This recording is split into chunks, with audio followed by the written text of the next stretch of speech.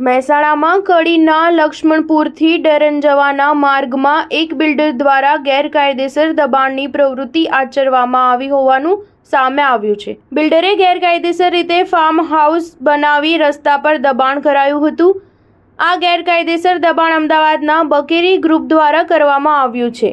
આગળ તપાસ કરતા જાણવામાં આવ્યું કે આ જમીન સરકારી મિલકતની છે। પૈસા બતાવી ત્યાં રોડ ઊભા કરી ગેરકાયદેસર ફાર્મ હાઉસ બનાવવામાં આવ્યું હતું। આ ગેરકાયદેસર દબાણની પ્રવૃત્તિને લઈને તંત્રનું ધ્યાન દોરવા માટે મહેસાણા કલેક્ટરને જાણ કરતા મહેસાણા કલેક્ટરના આદેશ બાદ ગેરકાયદેસર ઊભું કરાયેલ દબાણ દૂર કરવામાં આવ્યું। દબાણ દૂર કરવા સર્કલ અધિકારી અને રેવન્યુ તલાટી ઘટના સ્થળે પહોંચી દબાણ દૂર કરાયું। રસ્તા વચ્ચે બનાવેલ ફાર્મ હાઉસનો ગેટ અને દિવાલ પણ દૂર કરવામાં આવી।